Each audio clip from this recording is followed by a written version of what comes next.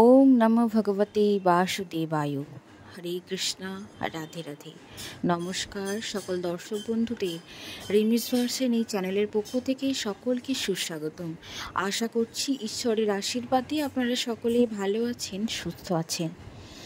সামনে আসতে চলেছে অক্ষয় তৃতীয়া। ঠিক নববর্ষের কয়েকদিন পরই পালিত হয় সনাতন ধর্মের অক্ষয় তৃতীয়া। এই অক্ষয় তৃতীয়াকে অত্যন্ত গুরুত্ব দেওয়া হয়েছে সনাতন ধর্মে। প্রতি বছর বৈশাখ মাসের শুক্লপক্ষে তৃতীয়া তিথিতে এই উৎসব পালন করা হয়। আজকে এই ভিডিওর মাধ্যমে আমরা জেনে নেব অক্ষয় তৃতীয়া 2025 সালে কত তারিখে পালিত হবে, কখন তিথি শুরু হচ্ছে এবং কখন শেষ হচ্ছে। এই অক্ষয় তৃতীয়ার দিন কি করবেন কি করবেন না, এমন কিছু জিনিস বাড়িতে কিনে আনুন যার ফলে দেবী লক্ষ্মীর আশীর্বাদ আপনার সংসারে সর্বদা বিরাজ করবে, সুখ সমৃদ্ধি বৃদ্ধি পাবে। সব কিছু নিয়ে জানবো আজকের এই ভিডিওটিতে। আশা করছি আপনাদের ভিডিওটি উপকৃত করে তুলবে। সম্পূর্ণ ভিডিওটি মনোযোগ সহকারে দেখার অনুরোধ রইল। বৈশাখ মাসের শুক্লপক্ষী তৃতীয়া তিথিতে পালিত হয় অক্ষয় তৃতীয়া। হিন্দু ধর্ম অনুসারে অক্ষয় তৃতীয়া অত্যন্ত শুভ এবং পবিত্র একটি দিন। যে কোনো শুভ কাজ করার জন্য এই দিনটি উপযুক্ত বলে মনে করা হয় যে এই দিনে যে কোনো কাজ করলে তা অক্ষয় ফল লাভ করা সম্ভব হয়। এই তিথিতে গঙ্গা স্নান, দান ধ্যান এবং দরিদ্রদের সেবা, লক্ষ্মীর আরাধনা এবং সোনারূপও কেনার প্রচলন রয়েছে। বৈশাখী শুক্লপক্ষের তৃতীয়া তিথি শুরু হচ্ছে 29শে এপ্রিল বিকাল 5:32 এবং তিথি শেষ হচ্ছে 30শে এপ্রিল দুপুর 2:20 পর্যন্ত। এই তৃতীয়া তিথি চলবে, কিন্তু 30শে এপ্রিল 16ই বৈশাখ 1432 বঙ্গাব্দ 30শে এপ্রিল 2025 উদয়া তিথি অনুযায়ী অক্ষয় তৃতীয়া পালিত হবে। অর্থাৎ বাংলা ক্যালেন্ডার অনুযায়ী 16ই বৈশাখ বুধবার 1432 সনে এই অক্ষয় তৃতীয়া পালন করা হবে। অক্ষয় তৃতীয়ার দিন সূর্যোদয় হবে 5:09 এবং সূর্যাস্ত 6টায়। এই অক্ষয় তৃতীয়ার দিন খুব ভোরে ঘুম থেকে উঠে, অর্থাৎ যদি পারেন ব্রহ্ম মুহূর্তে ঘুম থেকে উঠে স্নান সেরে একটি তামার পাত্রে বিশুদ্ধ জল নিন এবং সূর্যদেবকে তা অর্পণ করুন। মনে রাখবেন এই সময় আপনার মুখ যেন অবশ্যই পূর্ব দিকে থাকে।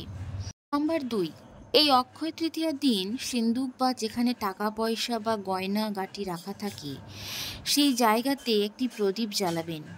দেখবেন দেবী লক্ষ্মীর আপনার পরিবারের উপর সর্বদা বিরাজ করবে এবং মনে করা হয় যে এই প্রদীপ জ্বালালেই সম্পদ বৃদ্ধি পায়। নাম্বার 3, অক্ষয় তৃতীয়ার দিন অভাবীদের খাদ্য, বস্ত্র, জল দান করতে যদি পারেন তাহলে তা অত্যন্ত শুভ বলে মনে করা হয়।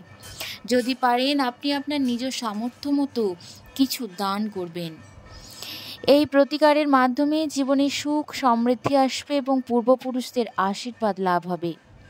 নাম্বার 5, এই অক্ষয় তৃতীয়ার দিন তুলসী, ঘি, গুড়, চাল এবং সোনা দানা কেনা অত্যন্ত শুভ বলে মনে করা হয়।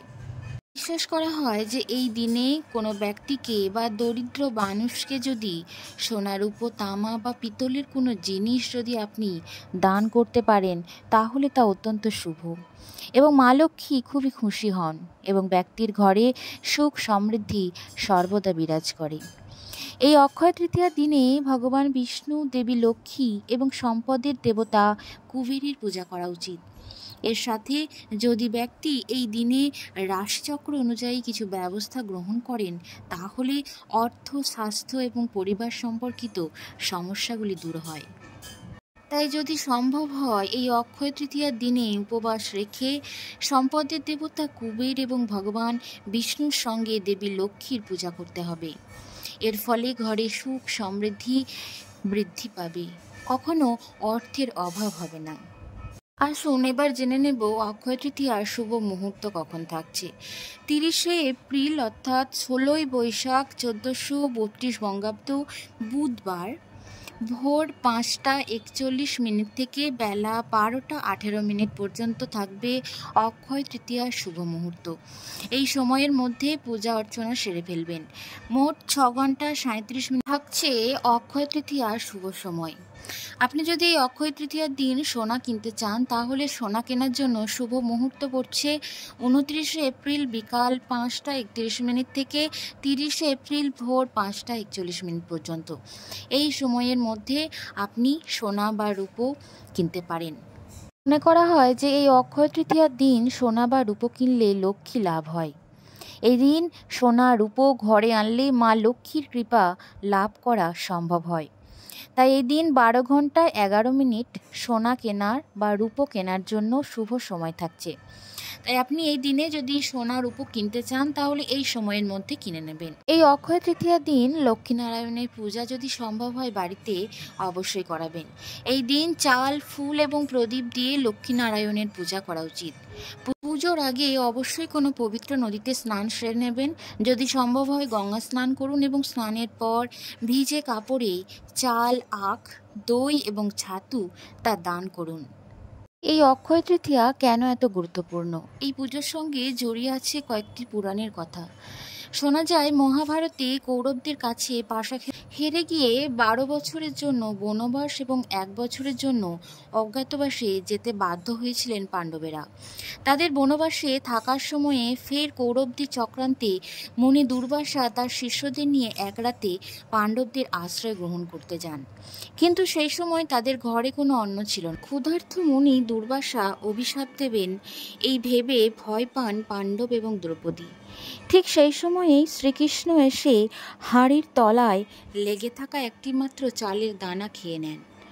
আর অবাক করা বিষয়, তাতেই পেট ভরে যায় দুর্বাসা এবং তার শিষ্যদের। দুর্বাসার অভিশাপ থেকে সেই অক্ষয় তৃতীয়া দিনটি পাণ্ডবদের রক্ষা করেছিল শ্রীকৃষ্ণ।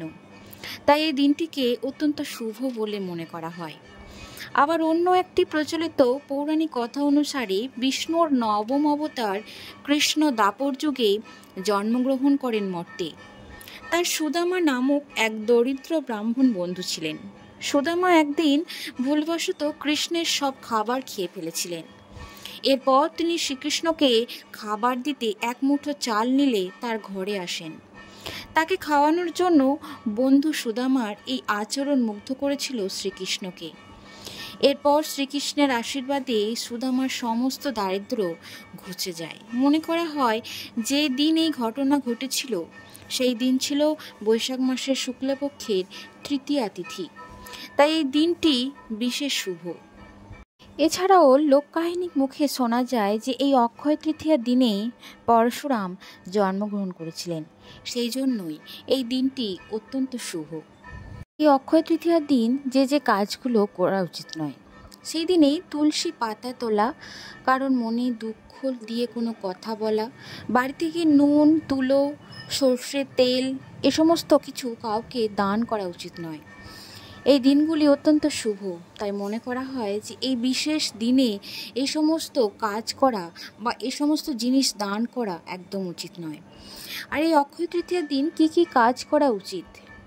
লক্ষ্মীনারায়ণের পূজা করা। এই দিন বিশেষভাবে বিশেষ আয়োজন করে লক্ষ্মীনারায়ণের পূজা করলে অত্যন্ত তা শুভ ফল প্রদান করে। এই দিনে সোনা কেনা অত্যন্ত শুভ বলে মনে করা হয়। এই দিন কোনো শুভ কাজ করা বা কোনো নতুন কাজ করা, ব্যবসা শুরু করা, এ সমস্ত কাজ করা অত্যন্ত শুভ। এমনকি এই দিনে বিশেষভাবে যদি দান ধ্যান করতে পারেন, কোনো দরিদ্র মানুষকে যদি চাল, বস্ত্র, ফল দান করতে পারেন তাহলে তা অত্যন্ত শুভ বলে মনে করা হয়। এমনকি এই দিনে গঙ্গা স্নান করার পর ভিজে গায়ে যদি চাল, আখ, দই এবং ছাতু দান করেন তাহলে তা অত্যন্ত শুভ বলে মনে করা হয়। আপনি যদি এই দিনে সোনা না কিনতে পারেন বা সোনা কেনার সামর্থ্য যদি না থাকে তাহলে এই দিনে পারলে মাটির কলসি বা প্রদীপ কিনে আনবেন। এতে করেও মা লক্ষ্মীর আশীর্বাদ সহজেই লাভ করা যায় এবং মা লক্ষ্মী অত্যন্ত সন্তুষ্টও হন। বন্ধুরা, এই ছিল আজকের ভিডিও এখানে সমাপ্ত করছি। আবারও দেখা হচ্ছে আপনাদের সাথে পরবর্তী কোনো নতুন পর্ব নিয়ে। সকলে ভালো থাকুন, সুস্থ থাকুন, ঈশ্বরের আশীর্বাদ সকলের উপর বর্ষিত হোক। সকলকে অক্ষয় তৃতীয়ার অনেক অনেক শুভেচ্ছা। বন্ধুরা, সকলে ভালো থেকো। হরে কৃষ্ণ, রাধে রাধে। ধন্যবাদ সকলকেই ভিডিওটিতে জুড়ে থাকার জন্য।